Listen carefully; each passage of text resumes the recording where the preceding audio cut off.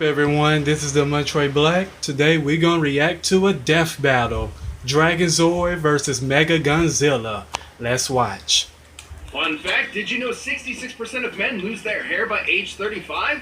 Well, maybe not so fun, but Hims is here to help as the one-stop shop for hair loss, skincare, and sexual wellness for men. Hims connects you with real doctors and medical-grade solutions to treat hair loss. It's real easy to get started. Death Battle viewers can get a trial month of Hims for just $5 right now while supplies last. See website for full details and safety information. This could cost hundreds from a typical pharmacy. Go to forhims.com/deathbattle. That's forhims.com/deathbattle. forhims.com/deathbattle.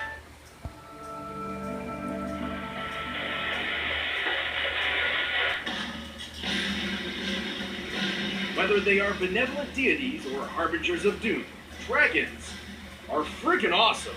Hell yeah! Especially the robot kind, like the Dragon Zord, piloted by the Green Power Ranger. And Kiru, the dangerous and mysterious Mecha Godzilla. He's Wiz and I'm Boomstick. And it's our job to analyze their weapons, armor, and skills to find out who would win a death battle. After being stuck in a garbage can for 10,000 years, the evil Rita Repulsa was understandably pretty pissed. So, she decided to destroy the world. Hey, I'd be mad too, but that's a hell of a hot take. And so Earth's guardian, Zordon, put a plan into motion. 5 heroic teenagers would defend the planet with their Dinozords. They were the Mighty Morphin Power Rangers. You'd think a bunch of kids in spandex would have a tough time fighting an ancient witch, but they got used to taking out her weakly monsters pretty quick, like a normal 9 to 5, just with giant robots. But Rita had a plan. If her creatures could not defeat the heroes, she would create her own ranger. The Green Ranger, along with his robo-reptile, the Dragon Zord.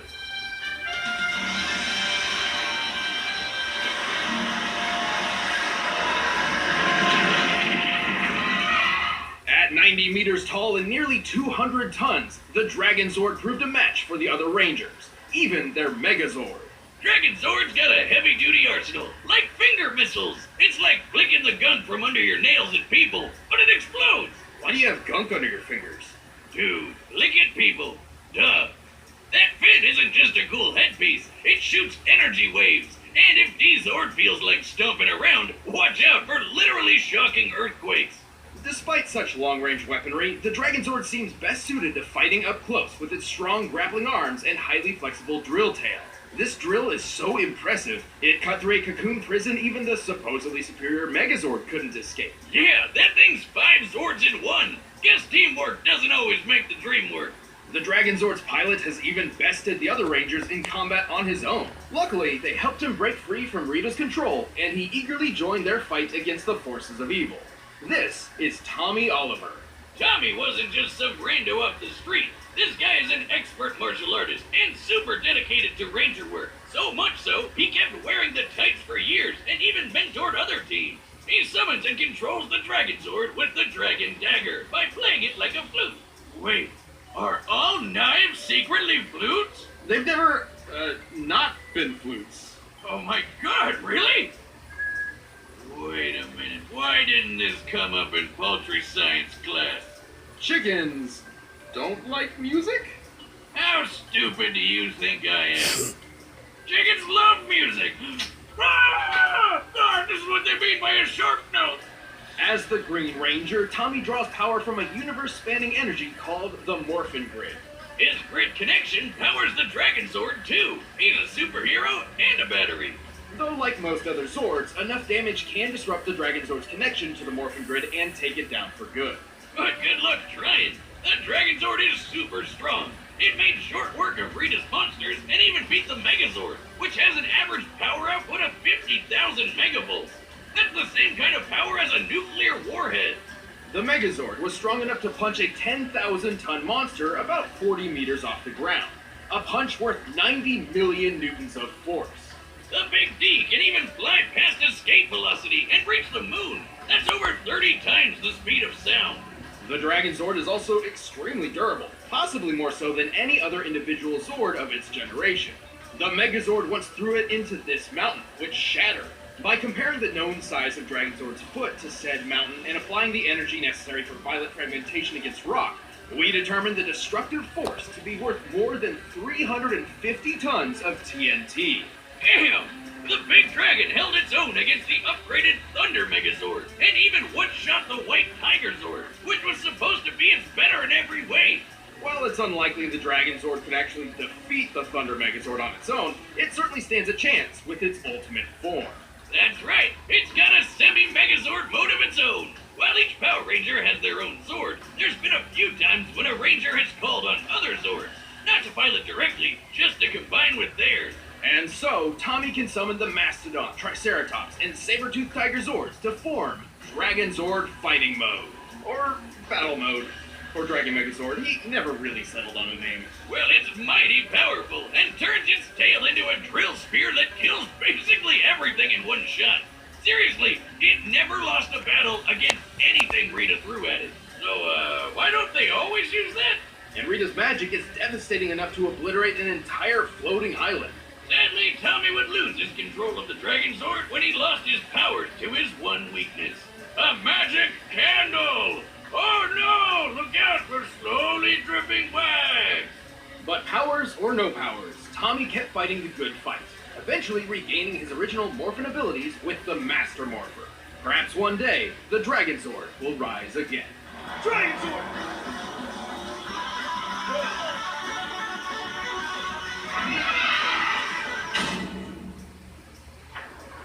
The year was 1954, less than a decade after Japan was bombarded with the first atomic weapons. The nuclear age had begun.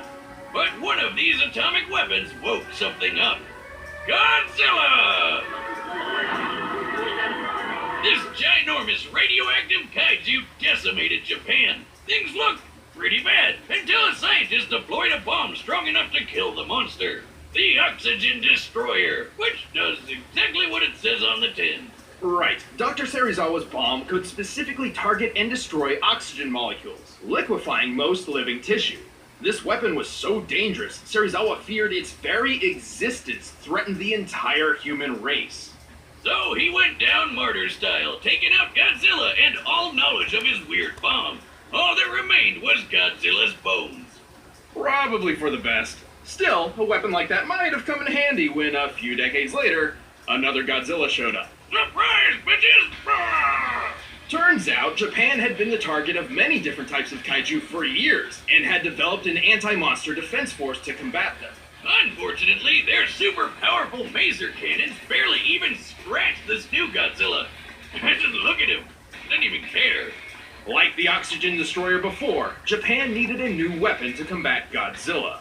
They gathered their foremost experts in the fields of robotics, microwaves, low-temperature physics, and someone whose work can only be described as cyber necromancy. Together, these leading scientists developed a revolutionary weapon like nothing before it. Mechagodzilla! Sure, technically this isn't the first Mechagodzilla we've seen, but it's certainly the deadliest and the most unique. So much so, it was given its own distinct name, Kiru, a combination of kanji meaning machine and dragon. Hear you? Sounds lame. I'll stick with Mechagodzilla, thank you. Standing 60 meters tall and weighing 40,000 tons with full gear, this badass cyber monster is loaded with all sorts of weapons. Rocket launchers, rail cannons, grappling wires, spinning drill hands, a battering-ram jetpack, and even retractable Assassin's Creed blades with an extra zap.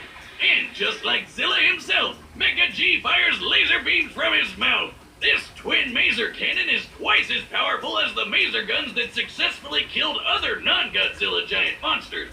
Kiru is certainly skilled in melee combat and is surprisingly athletic for its size.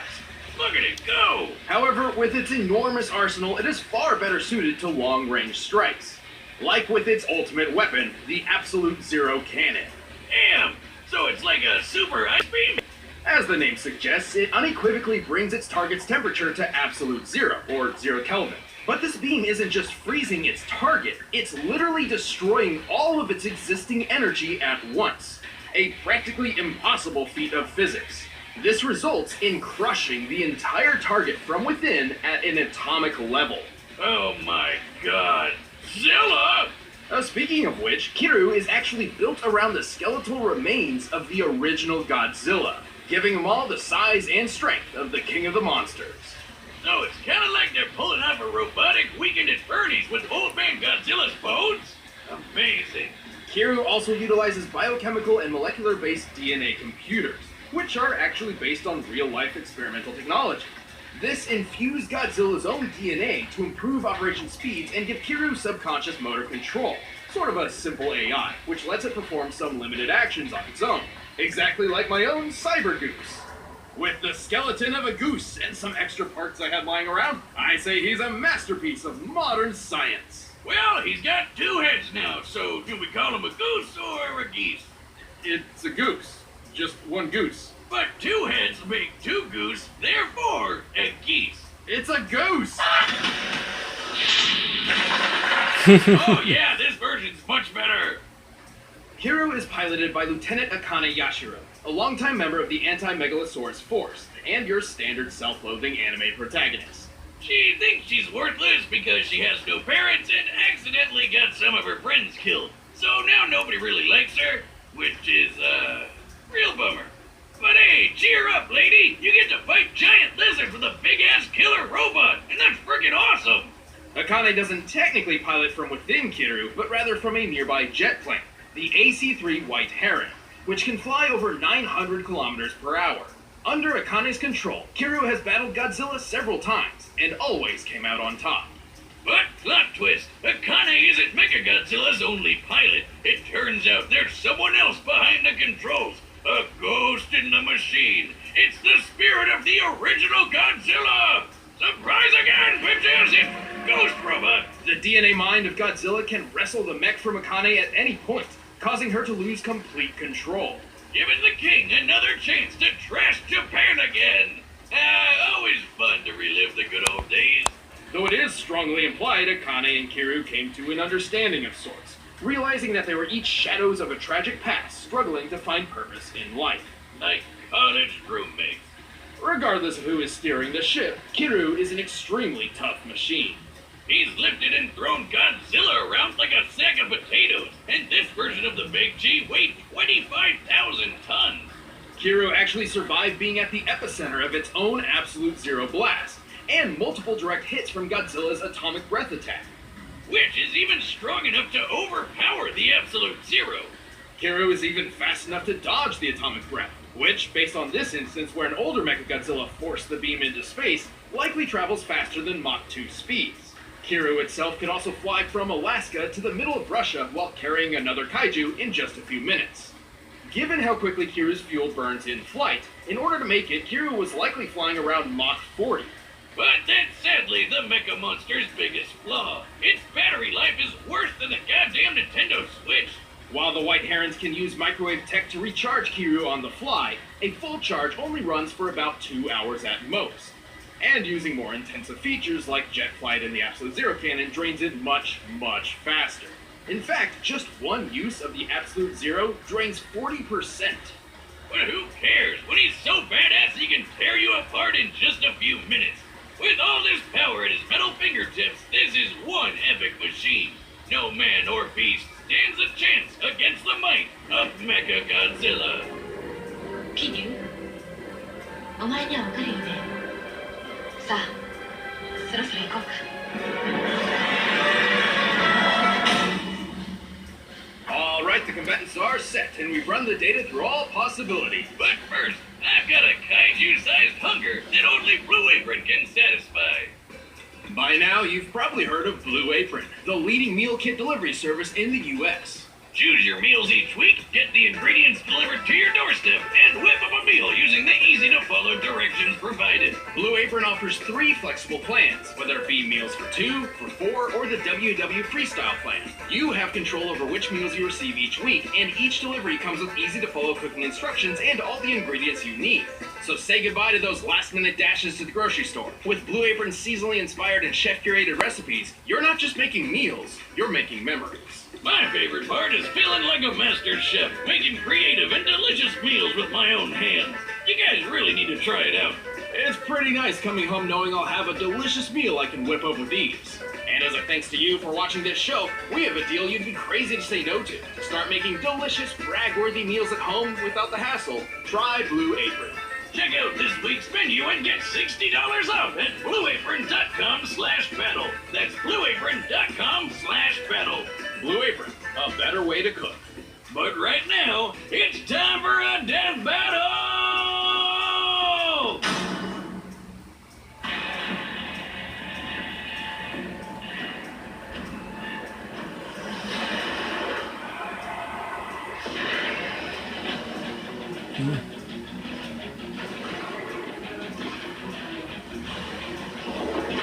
Ooh, nice one, Dragon Zord. Nice work, Dragon Zord. Let's crush this tin can.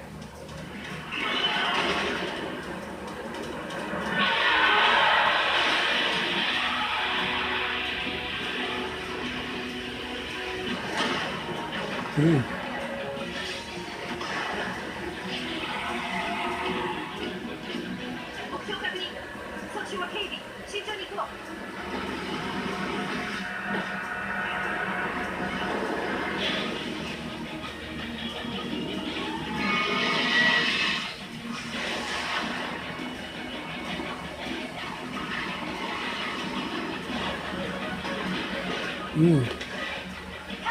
Nice one.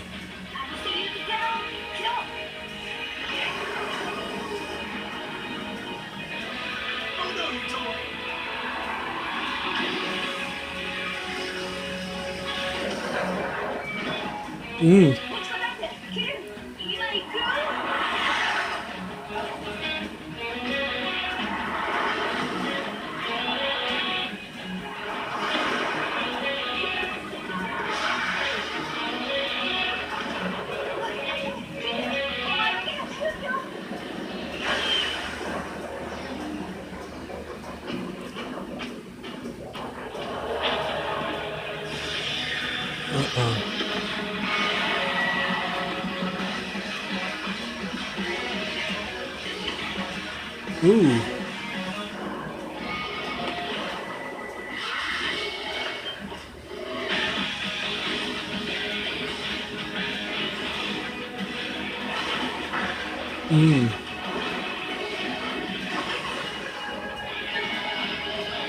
Who's gonna win? We need more power.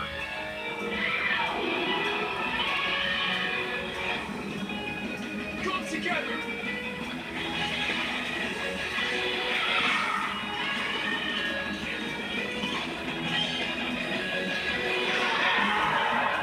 Mighty Bone, powered up and ready for action. Let's finish this.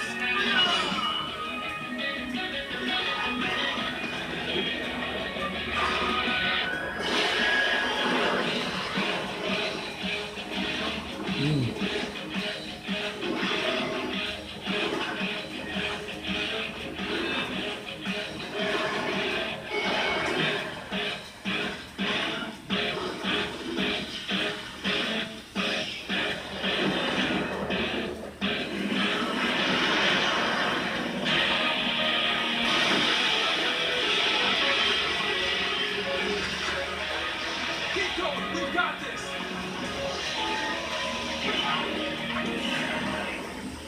Oh no, move back, move back.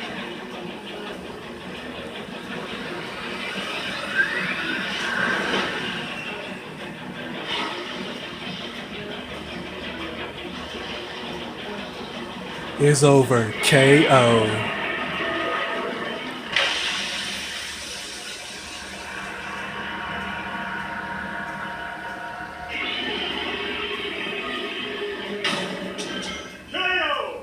Oh man, talk about a close one! Finding the victor here wasn't easy. Both have performed amazing feats of strength and durability, and both wielded massive arsenals of unbelievable devastation. Akane definitely proved herself fighting Godzilla a few times, though Tommy did have way more experience piloting mechs and fighting monsters for years and years.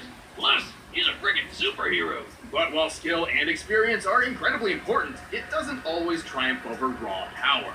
That's what she said. I hope. Compared to Kiru, the Dragon Zord was rather lightweight, with far less impressive feats of strength.